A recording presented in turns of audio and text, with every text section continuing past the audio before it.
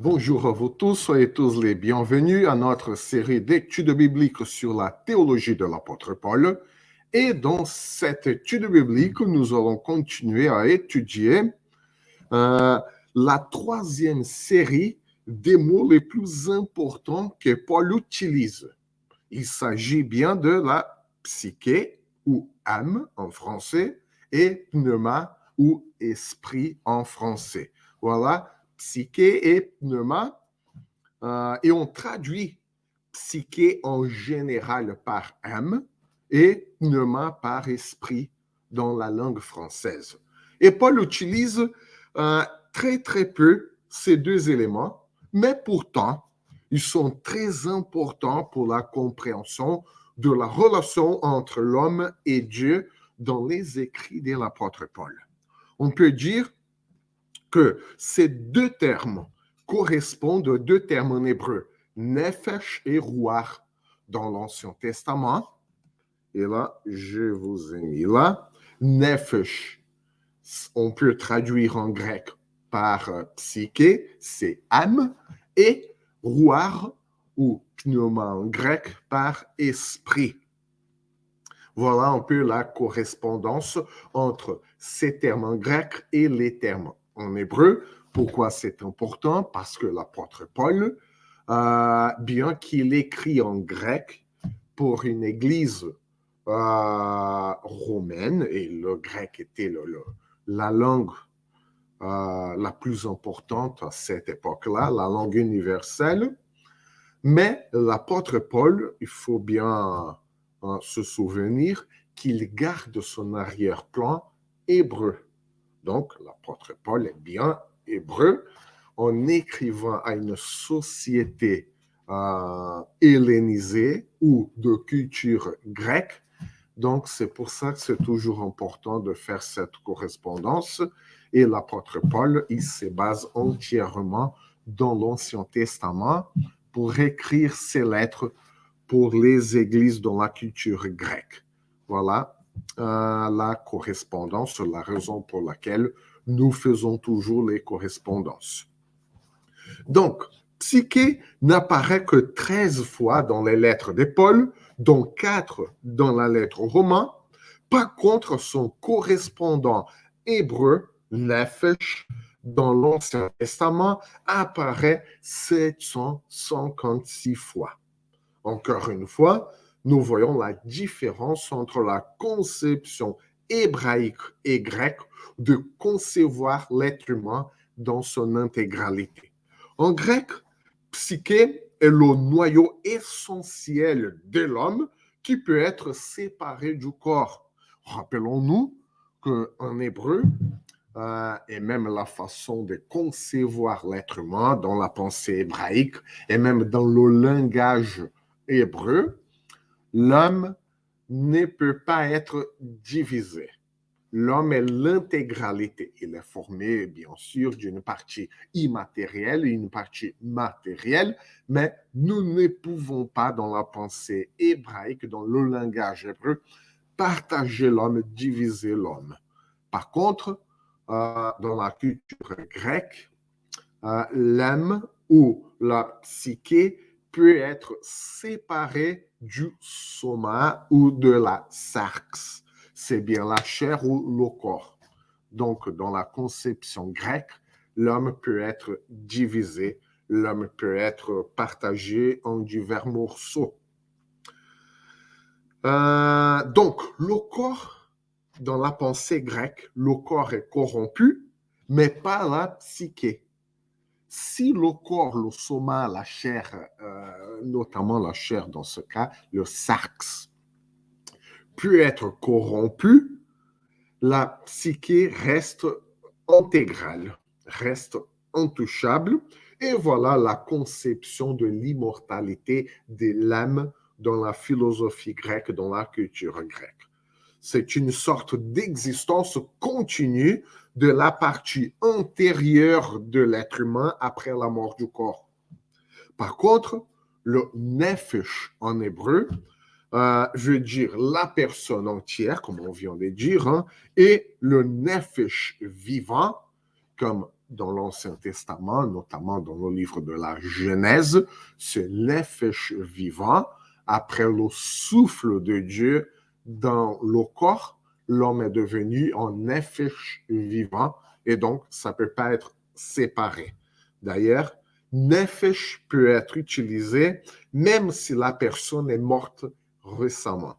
Voilà donc la conception hébraïque de l'être humain qui ne peut pas être divisé ou partagé.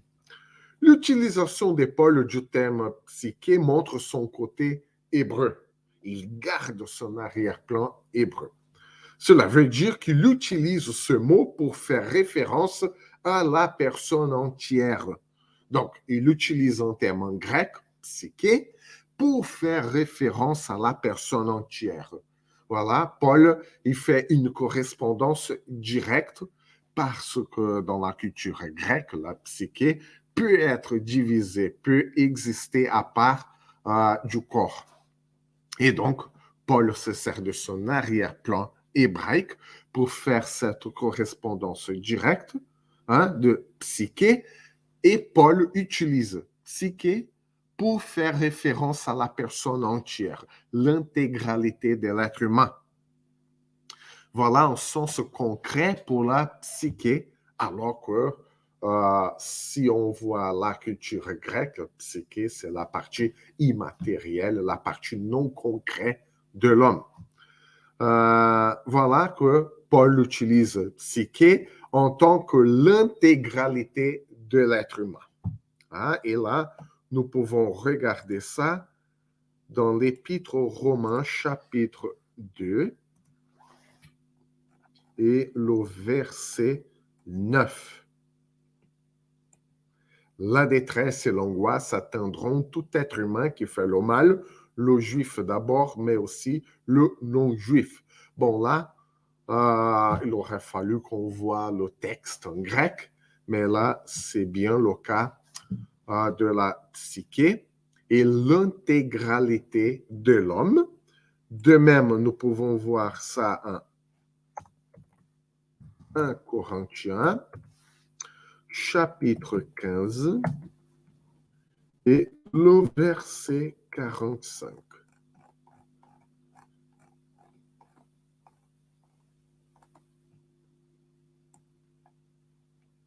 C'est pourquoi il est écrit: le premier homme, Adam, devint un être vivant. Le dernier Adam est un esprit qui communique la vie. Voilà un être vivant, ou selon Genèse 2, 7, un nefesh vivant, donc un psyché vivant. Et Paul utilise psyché pour donner un sens intégral de complétude, l'intégralité de l'être humain. Et voilà comment Paul utilise son arrière-plan hébreu pour utiliser un terme grec pour donner un autre sens. Ça, c'est très, très caractéristique de l'apôtre Paul. Paul a pris un terme en grec, mais il donne sa signification hébraïque. Donc, dans les autres textes, Paul utilise ce terme en tant que vitalité, en tant qu'énergie humaine, en sens abstrait. Donc, Paul, il utilise le terme psyché dans un sens très libre, dans un sens très, très libre. Donc, si on vient de lire le côté concret de ce terme, Paul l'utilise aussi d'une façon abstraite. Par exemple, Romains chapitre 11. Romains chapitre 11, le verset 3.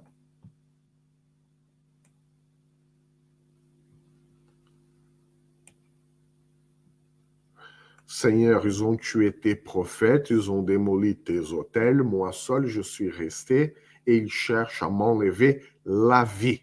Voilà, la vie, c'est quand même la vitalité, l'énergie humaine, en sens abstrait. Paul ne parle pas de l'intégralité de son être, il parle de sa vie, l'énergie qui le garde en vie. Et Colossiens, chapitre 3, le verset 23.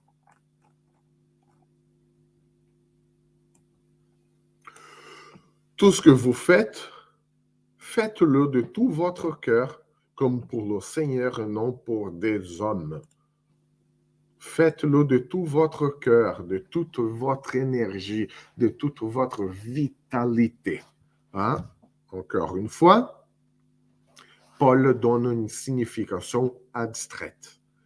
Alors que dans les autres versets qu'on vient de lire, Paul donne une signification concrète. Donc, Paul utilise très, très librement ce terme en hébreu, ce terme en grec, pardon. Donc, Paul utilise aussi le terme pneuma en tant qu'esprit humain. Hein? Pneuma en tant qu'esprit humain. Mais là, c'est une utilisation incertaine, une utilisation un peu floue quand même, parce que ça peut signifier également l'Esprit de Dieu dans certains versets. Donc, pneuma, c'est plus flou. Paul se sert d'une façon très, très libre aussi, parce que ça peut signifier l'esprit humain et l'esprit de Dieu. En tout cas, l'utilisation de pneuma pour faire référence à l'esprit de Dieu est beaucoup plus fréquent chez l'apôtre Paul. Donc, l'une des conclusions est que pour Paul, l'évangile, le message de l'évangile ne s'agit pas d'une spiritualité innée, d'une spiritualité naturelle de l'être humain qui attend pour une libération. Ça, c'est très flou. C'est plutôt, pour l'apôtre Paul, c'est plutôt l'Esprit de Dieu qui agit dans la personne. Cela veut dire qu'il y a une action externe qui va transformer l'intérieur de la personne. Attention, OK, quelque chose d'externe qui transforme l'intérieur de la personne, mais cette transformation est intégrale. L'intérieur de la personne, le corps de la personne, les relations de la personne, la mentalité de la personne, ses relations, toute la personne est transformée. Pas seulement l'intérieur, parce que l'apôtre Paul, il voit toujours l'être humain dans son intégralité. Donc, pneuma, esprit, est la dimension de l'être humain qui a un rapport direct avec Dieu. Ça, c'est le pneuma, l'esprit. Et nous pouvons voir ça en Romains chapitre 1er et le verset 9. Dieu, que je sers de tout mon cœur en annonçant l'évangile de son Fils, m'est témoin que je fais sans cesse mention de vous dans mes prières, que je sers de tout mon cœur. Donc voilà, il sert Dieu de tout son cœur. Voilà, c'est la connexion, la dimension, la partie humaine qui a un rapport direct avec Dieu. Paul, il fait aussi une analogie entre l'esprit de Dieu et l'esprit humain. 1 Corinthiens 2, 11. Nous pouvons lire ce texte. 2 Corinthiens 2, 11.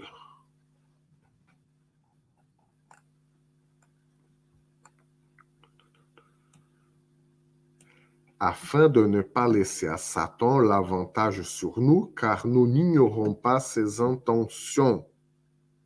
Pardon, ce n'est pas 2 Corinthiens, c'est 1 Corinthiens. Je me suis rendu compte de suite. 2 Corinthiens. 1 Corinthiens, chapitre 2, le verset 11. En effet, qui parmi les hommes connaît les pensées de l'homme, si ce n'est l'esprit de l'homme qui est en lui? De même, personne ne peut connaître les pensées de Dieu si ce n'est l'esprit de Dieu. Voilà la correspondance et l'analogie entre l'esprit de Dieu et l'esprit humain. Et Paul se sert aussi du terme pneuma pour signifier l'union entre Dieu et l'homme qui forme un seul esprit. Hein? L'union entre Dieu et l'homme en formant un seul esprit dans le chapitre 6 et le verset 17. Voilà. Mais celui qui s'unit au Seigneur est un seul esprit avec lui, est un seul pneuma avec lui. Donc, voilà, c'est le pneuma. Voilà comment Paul se sert de ce terme, pneuma, pour décrire l'union de l'homme avec Dieu. Donc, tout comme dans les autres termes, Paul alterne entre les significations de psyché et pneuma. Paul les utilise d'une façon très libre. Cela est le résultat de la signification en hébreu et la conception grecque. Rappelons-nous qu'en hébreu, nous avons une conception beaucoup plus concrète de l'homme et l'intégralité, l'indivisibilité. Ce mot n'existe pas en français, vous avez compris l'idée. Hein? L'homme ne peut pas être divisé. L'homme est un bloc dans la pensée hébraïque, alors qu'en grec, on peut diviser, on peut partager. Et donc, voilà pourquoi Paul utilise très librement et en alternance les termes psyché et pneuma. En hébreu, nous avons une sorte d'intégralité de choses, mais en grec, nous avons la spécificité de choses.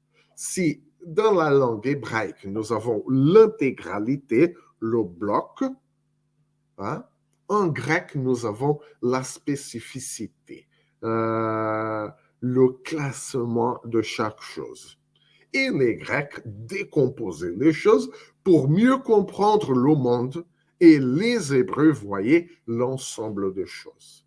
Donc voilà que la façon de concevoir le monde a eu une influence aussi sur la façon d'écrire et ça se manifeste dans la Bible. Et nous voyons bien l'apôtre Paul qui vivait entre les deux mondes en fait. Le monde de l'intégralité de choses dans sa pensée, dans son vécu hébreu, et l'ensemble de les spécificités de choses parce qu'il vivait quand même dans un monde hellénisé, dans le monde d'une culture grecque. Paul se sert notamment de son arrière-plan hébraïque. Les deux termes psyché et pneuma expriment l'idée d'une force vitale de vie, un souffle qui donne la vie. Et dans l'Ancien Testament, cette idée est commune en plusieurs textes, surtout dans le livre de la Genèse, chapitre 2, verset 7, parce que le terme traduit par souffle de vie est en fait un synonyme d'esprit ou rouar, et l'homme est devenu un être vivant, un rouar, un vivant. L'être vivant ici, c'est nefesh. Et donc, l'esprit donne la vie et le rouar donne le nefesh. Voilà un peu l'alternance et la façon hébraïque, la façon, même le vécu de Paul, d'exprimer la force vitale de vie ou l'ensemble de la vie elle-même entre sa pensée hébraïque insérée dans la culture grecque. Chez Paul, nous pouvons affirmer aussi que normalement, le pneuma ou esprit est lié à la dimension de l'être humain qui a un rapport avec Dieu. Et psyché est dirigé à la force vitale de la vie. Donc, pneuma, la dimension de l'être humain qui a un rapport avec Dieu, et psyché, c'est la force vitale de vie. mais cette utilisation, elle est interchangeable pour toutes les raisons qu'on a déjà vues. Donc, on peut lire maintenant le texte de 1 Corinthiens, chapitre 15, du verset 44 au verset 46.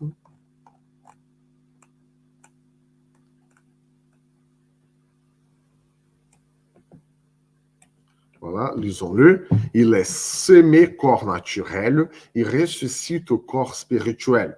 S'il y a un corps naturel, il y a aussi un corps spirituel. C'est pourquoi il est écrit le premier homme Adam devant un être vivant. Le dernier Adam est un esprit qui communique la vie. Mais ce n'est pas le spirituel qui vient en premier, c'est le naturel, ce qui est spirituel vient ensuite. Donc, voilà que psyché ou psychikon, dans cet extrait, veut dire la personne vivante, l'être vivant, mais limité à l'existence corporelle. Donc, l'homme a une psyché, mais il vit dans une existence corporelle, alors que soma pneumatikon ou corps spirituel, hein, corps spirituel, c'est soma pneumatikon, c'est la personne vivante au-delà de cette existence. OK? Donc, voilà un peu comme Paul voyait l'intégralité de l'être humain qui pouvait même dépasser cette existence-là, mais c'est quand même l'intégralité de l'être humain, alors que corps spirituel, c'est même une aberration dans la culture grecque. Voilà pourquoi Paul a choqué certains philosophes de l'époque, parce que c'est une idée inconcevable d'ailleurs. Hein? Et voilà comment Paul manifeste sa pensée hébraïque, son mode de réfléchir dans une culture complètement différente de la culture hébraïque. Donc, il y a aussi une opposition, une sorte d'opposition entre psyché et pneuma. Hein? Parce que Paul, il dit que l'existence naturelle, c'est la psyché, c'est-à-dire au-delà même des pensées ou de la raison. C'est l'existence de l'homme elle-même. Alors que pneuma va au-delà de notre esprit, c'est l'existence intégrale de l'homme, mais l'homme transformé par Dieu, l'homme transformé par le message de l'Évangile, et la psyché ne peut pas percevoir les choses du pneuma, parce que la psyché, elle est restreinte au corps humain, elle est restreinte à cette vie-là, alors que pneuma, dans certains textes de Paul, va au-delà de cette existence. Donc, l'homme a une existence ici et maintenant, mais l'homme va au-delà de cette existence.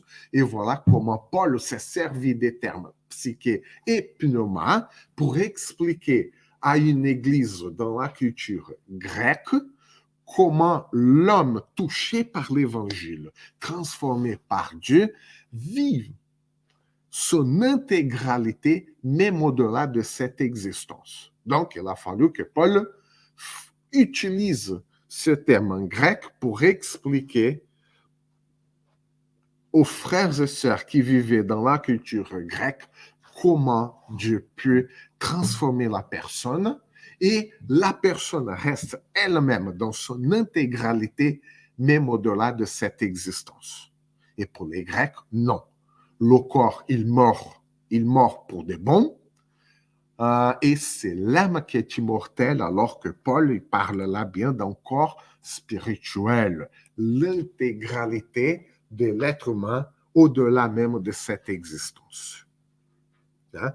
Parfois, pour nous, aujourd'hui, ça n'a pas trop de sens, ça peut être un peu compliqué de comprendre, mais Paul a dû, et c'est là que nous voyons en fait la supervision divine lorsque Paul a écrit tout ce qu'il a écrit aux diverses églises.